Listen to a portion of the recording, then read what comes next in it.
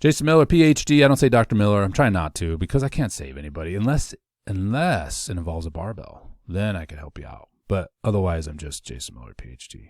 And the only reason I say PhD is so it gives me some street cred, hopefully. I'm sure there's a logical fallacy in there somewhere, but hopefully you'll listen to me just because I have a PhD. It doesn't mean I know anything. But I wanted to talk about reps per set. And I know I've released a few videos and done some journal clubs on this topic and set configurations. But what is the optimal reps per set for hypertrophy gains, muscle size? What's the optimal reps per set for strength gains? Is that not important? Is the reps per set not important? What are the variables that go into this selection? Okay. By the way, if you haven't seen my videos in the other areas, subscribe to my channel and take a look. Like this video if you like it too. You got to watch it first, but I hope it's great. Hope you enjoy it. So reps per set. So some things to consider here. What type of exercise are we talking about? Is it a compound movement, multiple joint, or is it a single joint isolation? That's the first one. How trained is somebody? Somebody who's not as trained should stay in the lower rep range, and they'll still see gains. And again, when somebody's untrained, you can look at a dumbbell and see gains, right? Your biceps just get bigger by looking at the dumbbell going, I want my biceps to get bigger. And they will. They'll just get bigger and stronger, okay? So when somebody's, with untrained, I would keep the reps lower though, and I do with people who are untrained, because the longer the set is, the more technical challenge it's going to be. So doing 4 sets of 6 at a 4 RM or 4 reps to fail, right? So basically what you could do, your 10 RM, you only do it 6 reps, but do 4 sets of it. That would be a better place to start than the old 3 sets of 10. The old ACSM guidelines aren't terrible. They're totally ambiguous, but that's okay because it depends. Is such a that's the answer to every training question. Well, it depends. What are we talking about here? But 1 to 3 sets, 8 to 12 reps. Exercises that work all different movement patterns. That's a great place to start. It really is. When I start people out, I usually start them in the 8 to 10 range on all exercises. Compound, isolation, doesn't matter. Again, how many sets depends on where their training status is. But as somebody becomes trained, then you can start to differentiate, add more reps. So this is the strategy I use, and it seems from research literature, right? Volume is the main driver of muscle hypertrophy, and it appears that all ranges have some value. In fact, traveling the ranges is a good idea. So, scaling all the way up to 20 rep sets, right? And then scaling back down to sets of 6 is a good idea. Probably anything under that is not a good idea. Now, I'm talking about compound movements. Let me qualify that first. So your bench, your leg press, things like that. Going up and down is a good idea. Now, how much time do you spend in each range? In general, now everybody's going to be a little different, okay? So I'm using generalities here. In general, staying closer to that 8 to 12 range is going to be the best. Why? For a couple of reasons. Number one, you're going to get more sets as a result. It's hard to do 5 sets of 20. You can, but that's 100 repetitions. If you do 5 sets of 8, that's 40 repetitions with a heavier load, okay? And so you're going to gain more rest in between those sets as well, because those sets of 20, you're probably going to do 3 of them. So you're going to have the opportunity to recruit the type 2 fibers, the big fibers, more readily with the lower reps per set configuration. So you're going to rest more often, all right? So even if you had the same 60 reps, but you had, instead of doing 3 sets of 20, okay, you do, I'll have to do math now, crap. What did I say, 60 reps, six sets of 10, which is still a pretty good workout. 6 sets of 10, though, you're going to get more rest. So the load is going to stay higher.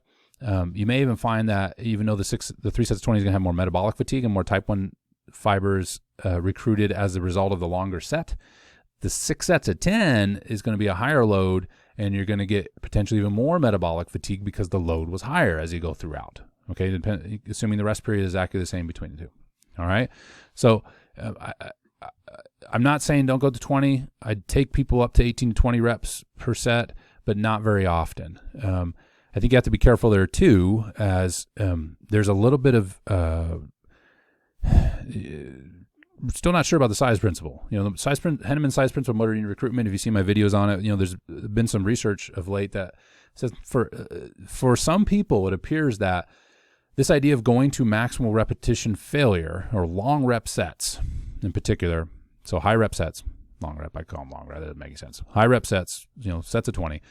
The idea is that you go long enough and the fatigue gets so high that you recruit the type 2 fibers. You finally get to the big guys, if you will, right? Or gals, all right?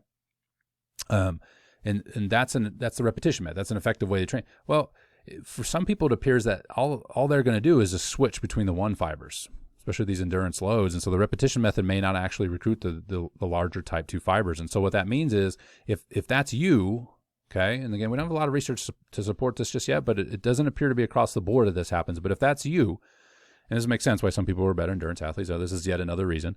If that's you, though, if you don't get to the type 2 fibers, then all you're doing is training the type 1s. Well, that's great, but you're not going to train those big type 2 fibers. They're not going to see. They're more prone to be.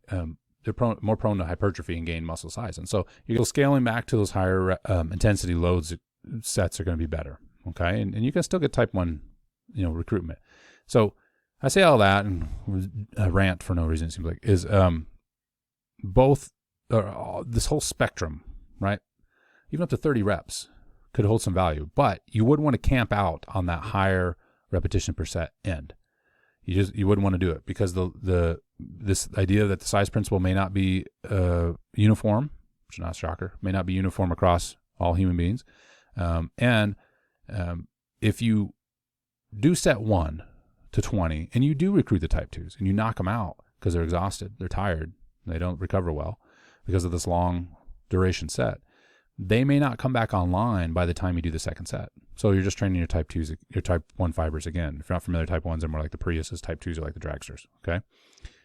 Again, the dragsters tend to get bigger, right, faster than the type 1s do.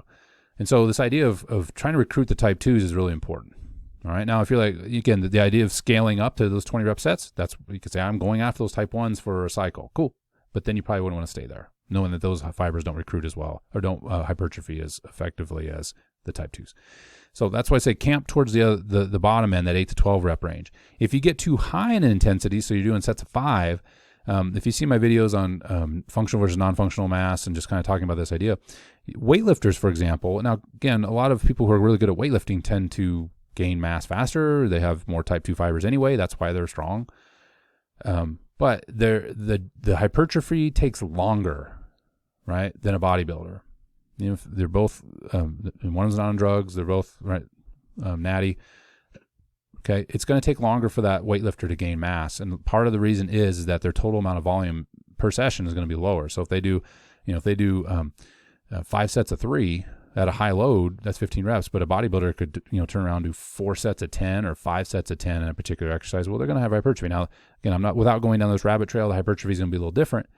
There's different types of hypertrophy as a result of that type of training, but it's the volume that drives it, right?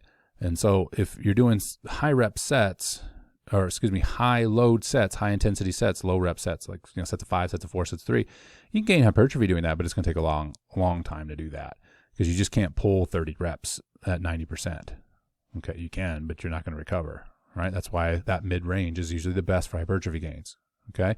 Now, when it comes to, and that's compound movements, when it comes to isolation exercises, you definitely want to stay above 8 reps. And a lot of it just has to do with joint stress. If you're cranking sets of 4 on lateral raises, that's going to tear your shoulders up. Okay.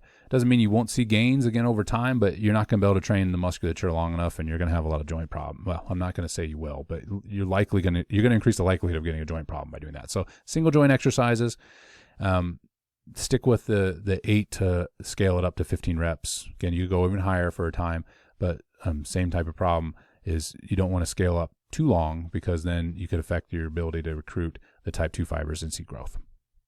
All right. Now, when it comes to strength, there's going to be, again, it depends on where you're starting. There's going to be a hypertrophy approach or a periodized approach. So if you're just starting out, the 8 rep range is a great range to be. It's not so heavy that your technique is threatened, but it's not so many reps that you start to get more in hypertrophy and non-functional hypertrophy, but hypertrophy that isn't going to gain you as much strength per unit of time worked, okay? And per unit of cross-section as well. It also, 8 reps is not a long set that's going to challenge your exercise and technique if we're talking about bench or something like that. It will, but if you're a trained person, you can handle it. Now, as you get more trained, you're going to want to scale down into the higher load, lower reps per sets. Okay, so anything under 6 or under, in my humble opinion, you're starting to get more strength work. Now, here's the thing with strength work. I think this is really important. In the hypertrophy type of training, you can get closer to failure without. You will accumulate fatigue, but it's not as threatening to the training of hypertrophy as is strength. So in other words, if you go to failure a lot and you're grinding out reps, going to failure in strength, you're going to have a harder time recovering from session to session. And so you're not going to be able to pull heavy loads later in the week, or squat heavy load later in the week, or leg press load heavier in the week. So you need to keep further away from failure is what I'm getting at. All right, but certainly lower reps or lower reps per set as a result of just having heavier loads on the bar or whatever machine or whatever you're doing. Again, this is for more compound movements. It's not for isolation movements. You don't go under. I wouldn't go under 6 reps. Certainly, it wouldn't spend much time there either. But 8 reps is a good 8 to 15 reps. Again, on isolation exercise is a good range. Okay. So your compound movements. So if strength is of an interest, and if your upper back, you're like, I don't really care how strong it is, and you get super jacked, but I want to get my bench up. Well, those would be 2 different strategies, right? You want to stay in that mid-moderate range for your upper back, but then you would push heavier loads in the bench. The last thing I'll say here, and I didn't get a chance to talk about the sets and rep schemes. I kind of got ambitious on this video, but you can look at some of my other videos highlighting some things like myo reps, compound contrast sets, right, cluster sets, so on. For those of you pursuing strength, though, don't stay there too long, okay? And the reason is there's not enough volume to practice. So strength is a combination of hypertrophy and neurological practice, right? Getting better at the movement. And so if you're always doing sets of 2s and 3s, you're going to beat yourself up for one thing, but you're not getting in, you can only do so many sets of that. And so that's where a periodized approach, a waved approach should be employed. Like you can't just sit and do 90, sets at 90% every single week, okay, and expect to get stronger. Now you might maintain, but if you want to push the volume, it's going to be very difficult. If you're like, I'm going to add a set at 92.5%, okay, that could beat you up then and really hurt you for the next session later in the week. It's better to scale back and then volume up and scale back the load a little bit, go back to 80% and rebuild back up to that 90% range. You don't have to drop all the way back to 75%, but you need to modulate the intensity. I know there's programs out there that like grind it every time, just change the exercise. But you also have to realize maybe some of the pharmaceutical help that those programs entail. I've seen athletes try the Bulgarian weightlifting method, for example, clean, and they lasted, I think, 2 weeks and then took like a month to recover. All right. So you have to understand that some of these ideas out there, where they're coming from. All right. So for the rest of, for somebody who's natty, you need to make sure that, you kind of think of strength as a pyramid, and you can only stay at the top of that pyramid so long, and you're going to get stale. The volume's not enough to practice with. All right, so come back down, even if it's 85%. Come back down, and that way you can push volume a little bit, maybe 12 reps a session instead of just 4 or 6 or whatever you're doing before at 90%. All right, hopefully that's helpful. I feel like I rambled. I probably did. Apologies. I probably lost half of you. Apparently I lose a lot of people, so probably lost 99% of you already. But if you made it this far, congratulations. Like the video if you liked it. Hopefully it was helpful, and I'll see you in the next one.